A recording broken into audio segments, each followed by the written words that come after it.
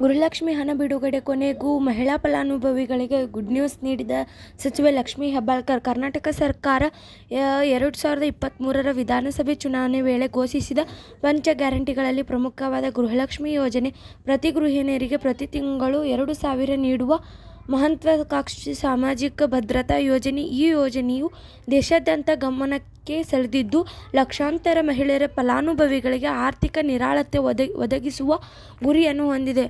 ಆದರೆ ಇತ್ತೀಚಿನ ತಿಂಗಳಲ್ಲಿ ಯೋಜನೆಯ ಅಡಿಯಲ್ಲಿ ಹಣ ಜಮೆಯಾಗಿರುವುದು ಮಹಿಳಾ ಫಲಾನುಭವಿಗಳ ಆಕ್ರೋಶಕ್ಕೆ ಕಾರಣವಾಗಿದೆ. ಈ ಕುರಿತು ಸ್ಪಷ್ಟನೆ ನೀಡಿದ ಮಹಿಳಾ ಮತ್ತು ಅಭಿವೃದ್ಧಿ ಕಲ್ಯಾಣ ಇಲಾಖೆಯ ಸಚಿವರಾದ ಲಕ್ಷ್ಮೀ ಹೆಬ್ಬಾಳ್ಕರ್ ಅವರು, ಜನವರಿ, ಫೆಬ್ರವರಿ ಹಾಗೂ ಮಾರ್ಚ್ ತಿಂಗಳ ಗೃಹಲಕ್ಷ್ಮಿ ಯೋಜನೆಯ ಹಣ ಬಾಕಿಯಾಗಿದ್ದು, ಅದನ್ನು ಹಂತ ಹಂತವಾಗಿ ಮೇ ತಿಂಗಳಲ್ಲಿ ಬಿಡುಗಡೆ ಮಾಡುವುದು. ಅದೇ ರೀತಿ ಆದಷ್ಟು ಶೀಘ್ರದಲ್ಲಿ ಈ ಹಣ ಬಿಡುಗಡೆ ಮಾಡುವ ಪ್ರಯತ್ನ ನಡೆಯುತ್ತಿದೆ ಎಂದು ಸಚಿವರು ಭರವಸೆ ನೀಡಿದ್ದಾರೆ. ಉಡುಪಿ ಜಿಲ್ಲೆಯ ಕುಂದಾಪುರ ತಾಲೂಕು ಕೋಟೇಶ್ವರದಲ್ಲಿ ನಿರ್ಮಿಸಲಾದ ನೂತನ ರೈತ ಸಂಪರ್ಕ ಕೇಂದ್ರದ ಉದ್ಘಾಟನಾ ಕಾರ್ಯಕ್ರಮದಲ್ಲಿ ಮಾತನಾಡಿದ ಅವರು, ರೈತರ ವಿಚಾರಗತ ಗಮನ ಹರಿಸಿದ್ದು, ರೈತರು ಕೃಷಿಯಲ್ಲಿ ಆಧುನಿಕ ತಂತ್ರಜ್ಞಾನಗಳನ್ನು ಅಳವಡಿಸಿಕೊಂಡು ಹೆಚ್ಚಿನ ಆದಾಯ ಗಳಿಸಬೇಕು. ರೈತರ ಸುಖಿ ಬದುಕೆ ದೇಶದ ಪ್ರಗತಿ ದಾರಿ ಎಂದು ಅಭಿಪ್ರಾಯಪಟ್ಟಿದರು. ಅದೇ ರೀತಿ ರೈತ ಸಂಪರ್ಕ ಕೇಂದ್ರಗಳು ರೈತರು ಸರ್ಕಾರಕ್ಕೂ ನಡುವಣ ಸೇತುವೆಯಂತೆ ಕಾರ್ಮಿಕರಿಗೆ ನಿರ್ವಹಿಸಬೇಕು ಎಂದು ಸೂಚಿಸಿದ್ದಾರೆ. ಅವರು ಅಧಿಕಾರಿಗಳು ರೈತರಿಗೆ ನೇರವಾಗಿ ಮಾಹಿತಿ, ಮಾರ್ಗದರ್ಶನ ಹಾಗೂ ಸರ್ಕಾರ ಸೌಲಭ್ಯಗಳನ್ನು ತಲುಪಿಸಬೇಕು ಎಂದು ಹೇಳಿದ್ದಾರೆ.